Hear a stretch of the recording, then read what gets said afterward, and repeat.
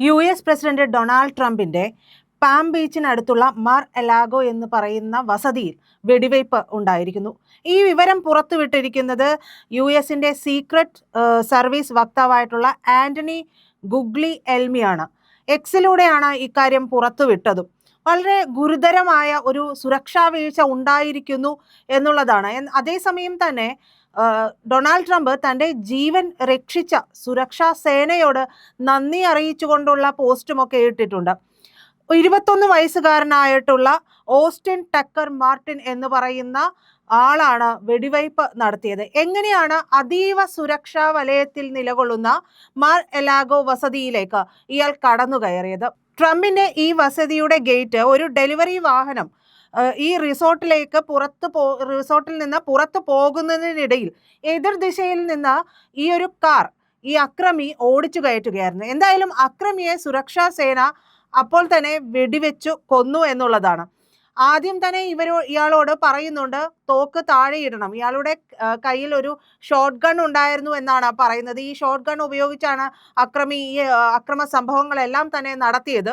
ഇയാളോട് സുരക്ഷാ സേന പറയുന്നു തോക്ക് താഴെ ഇടണം എന്ന് പറയുന്നു. എന്നാൽ ആയുധം താഴെയിടാനായിട്ട് ഇയാൾ വിസമ്മതിക്കുകയാണ് ഉണ്ടായത്. കൂടാതെ പെട്രോൾ ക്യാൻ ഉണ്ടായിരുന്നു. ഈ പെട്രോൾ ക്യാൻ താഴെ വെച്ചു. പക്ഷേ ഷോട്ട് ഗൺ ഉപയോഗിച്ചുകൊണ്ട് ഈ അക്രമി സുരക്ഷാ സേനയുടെ നേരെയും ഷോട്ട് ഗൺ ഇങ്ങനെ ചൂണ്ടിക്കൊണ്ടാണ് നിന്നത്.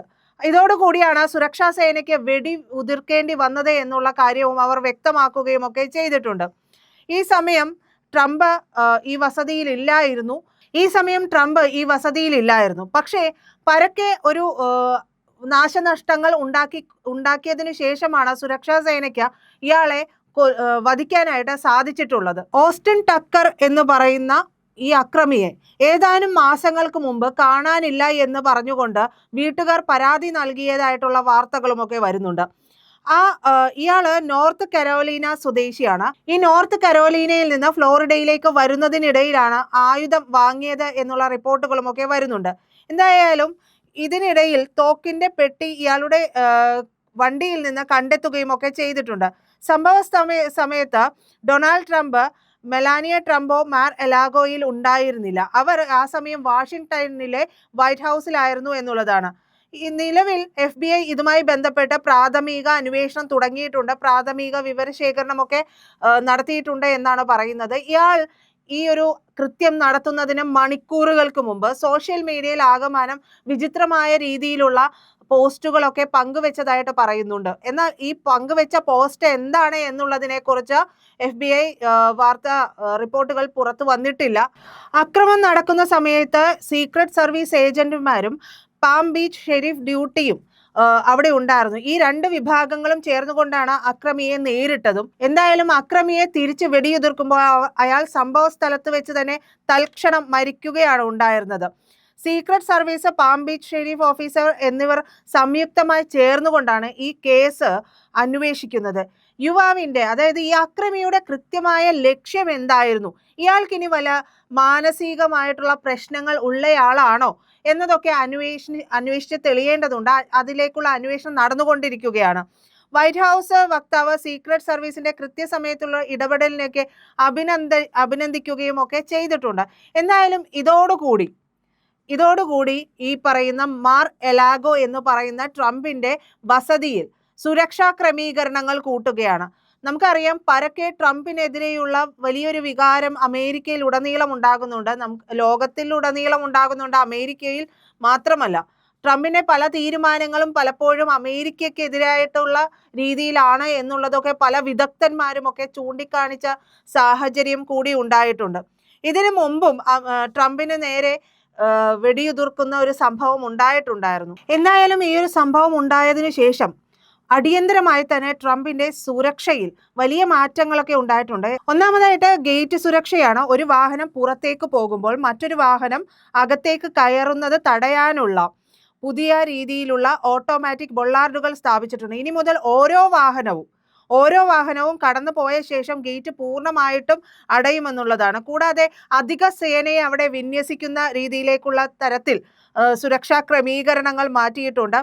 പാം ബീച്ച് ഷെരീഫ് ഓഫീസിൽ നിന്നുള്ള കൂടുതൽ ഡെപ്യൂട്ടികളെ റിസോർട്ടിന് പുറത്തുള്ള ഈ റോഡുകൾ പട്രോളിങ്ങിനായിട്ട് നിയോഗിക്കുകയും ചെയ്തിട്ടുണ്ട്. കൂടാതെ ഡ്രോൺ നിരീക്ഷണം കുറച്ചുകൂടെ ശക്തമാക്കിയിട്ടുണ്ട് എന്നുള്ളതാണ്. അപ്പോൾ ഇതുമായി ബന്ധപ്പെട്ടുള്ള ഔദ്യോഗിക പ്രതികരണങ്ങളൊക്കെ വന്നുകൊണ്ടിരിക്കുകയാണ്. തങ്ങളുടെ ഏജന്റുമാർ കൃത്യസമയത്ത് പ്രതികരിച്ചു എന്നുള്ള തരത്തിലാണ് സീക്രട്ട് സർവീസ് ഏജൻസിന്റെ വക്താക്കൾ പറഞ്ഞിട്ടുള്ളത്. യാതൊരു തരത്തിലുമുള്ള ഒരു വീഴ്ച വരുത്തിയിട്ടില്ല. കാരണം കൃത്യസമയത്തുള്ള ഇടപെടലാണ് ഈ അക്രമിയെ കീഴ്പ്പെടുത്താനായത് എന്നുള്ള തരത്തിലാണ് അവർ പ്രതികരിച്ചിരിക്കുന്നത്. എന്തായാലും ട്രംപ് തന്നെ സംരക്ഷിക്കുന്ന ഈ ഉദ്യോഗസ്ഥർക്ക് നന്ദി അറിയിച്ചുകൊണ്ട് സോഷ്യൽ മീഡിയയിൽ കുറിപ്പിടുകയും ഒക്കെ ഉണ്ടായിട്ടുണ്ട്. നിലവിൽ മാർ എലാഗയ്ക്ക് ചുറ്റുമുള്ള റോഡുകളിലാകമാനം കർശനമായിട്ടുള്ള നിയന്ത്രണം ഉണ്ട്. അന്വേഷണ ഉദ്യോഗസ്ഥർ അന്വേഷണം തുടർന്നുകൊണ്ടേയിരിക്കുകയാണ്. നോർത്ത് കരോലൈനയിലുള്ള ഈ ഓസ്റ്റിൻ ടക്കർ മാർട്ടിൻ എന്ന് പറയുന്ന അക്രമിയുടെ ബന്ധുക്കളെ അടക്കം അവർ ചോദ്യം ചെയ്തുകൊണ്ടിരിക്കുകയാണ് എന്നുള്ള റിപ്പോർട്ടുകളുമൊക്കെ വരികയാണ്. അതിനിടയിൽ തന്നെ പലതരത്തിലുള്ള കിംവദന്തികളുമൊക്കെ പരക്കുന്നുണ്ട്. കാരണം വിദേശത്ത് നിന്നുള്ള ആളാണോ അക്രമി എന്നുള്ള തരത്തിലുള്ള കിംവദന്തികളുമൊക്കെ വരുന്നുണ്ട്. എന്നാൽ നിലവിൽ പറയുന്നത് ഈ സംഭവത്തിന് പിന്നിൽ ഏതെങ്കിലും ഒരു വിദേശ രാജ്യത്തിന്റെയോ ഭീകര സംഘടനകളുടെയോ ഒക്കെ കൈകടത്തലുകൾ ഉണ്ടായിട്ടുള്ളതായിട്ട് അറിവില്ല എന്നുള്ളത് തന്നെയാണ്. ഇതൊരു ഒറ്റപ്പെട്ട സംഭവമായിട്ട് മാത്രമാണ് FBI ഉൾപ്പെടെയുള്ള ഏജൻസികൾ കണക്ക് കൂട്ടുന്നത്. പ്രതിയുടെ മാനസികാരോഗ്യം സംബന്ധിച്ച വിഷയത്തിലേക്ക് കൂടുതൽ അന്വേഷണങ്ങൾ പോകുകയും ഒക്കെ ചെയ്യുന്നുണ്ട്. ഇത് ശേഖരിക്കാൻ വേണ്ടിയിട്ട് നോർത്ത് കരോലൈനയിലെ മെഡിക്കൽ റെക്കോർഡുകളുമൊക്കെ FBI വാങ്ങിയിട്ടുണ്ട് എന്ന് പറയുന്നുണ്ട്. എന്തായാലും ഇത് ലിഡാർ സാങ്കേതിക വിദ്യയൊക്കെ ഉപയോഗിച്ചുകൊണ്ട്, അതായത് മാർ എലാഗെ എന്ന് പറയുന്ന ഈ വസതിക്ക് ചുറ്റുമുള്ള മതിൽക്കെട്ടുകളിൽ ലേസർ അധിഷ്ഠിത സെൻസറുകൾ സ്ഥാപിക്കാനുള്ള നീക്കത്തിലേക്ക് കടന്നിട്ടുണ്ട് എന്ന് പറയപ്പെടുന്നു. ഇത് ആക്രമിച്ചു കടക്കുന്നവരെ ദൂരത്ത് നിന്ന് തന്നെ തിരിച്ചറിയാൻ സഹായിക്കുന്ന ഒരു സംവിധാനമാണ്. കൂടാതെ ഇനി മുതൽ മാർ എലാഗയിൽ ഗേറ്റ് തുറക്കുമ്പോൾ തന്നെ അടുത്ത ഗേറ്റ് അടഞ്ഞു കിടക്കുന്ന മാൻ ട്രാപ്പ് രീതിയിലുള്ള സുരക്ഷാ സംവിധാനങ്ങളുമൊക്കെ ഏർപ്പെടുത്തുകയാണ്. എന്തായാലും ഈ അക്രമിയുടെ ലക്ഷ്യം ട്രംപിനെ വധിക്കുക എന്നുള്ളത് തന്നെയാണ് എന്നുള്ളതാണ് അന്വേഷണ ഉദ്യോഗസ്ഥർ അല്ലെങ്കിൽ അന്വേഷണ ഏജൻസികളൊക്കെ പറയുന്നത്. മാസങ്ങൾക്ക് മുമ്പ് തന്നെ ഇയാൾ ഇതിനു വേണ്ടിയിട്ട് പദ്ധതി ഇട്ടിരുന്നു എന്നുള്ള റിപ്പോർട്ടുകളുമൊക്കെ വരുന്നുണ്ട്. കൂടാതെ ഇതുമായി ബന്ധപ്പെട്ടിട്ടുള്ള തെളിവുകൾ അന്വേഷണ ഏജൻസികൾക്ക് ലഭിക്കുകയും ചെയ്തിട്ടുണ്ട്. നിലവിലെ സുരക്ഷാ സാഹചര്യം 2024 നവംബറിൽ തിരഞ്ഞെടുപ്പ് വിജയത്തിന് ശേഷം ഫ്ലോറിഡയിലെ ട്രംപിന്റെ വസതിയായ മാർ എലാഗയ്ക്ക് ചുറ്റും വല്ലാത്തൊരു സുരക്ഷാ സംവിധാനങ്ങൾ ഒരുക്കിയിരുന്നുവെങ്കിൽ പോലും അതിനെയും മറികടന്നുകൊണ്ടാണ് ഈ അക്രമി അതിനുള്ളിലേക്ക് കയറി കൂടിയത്. അതുകൊണ്ടാണ് ഇത്രയും വീണ്ടും ഡബിൾ ലെയർ സുരക്ഷ എന്ന് പറയുന്ന രീതിയിലേക്ക് മാർ എലാഗയുടെ സുരക്ഷാ ക്രമീകരണങ്ങൾ കൂട്ടിയിരിക്കുന്നത്.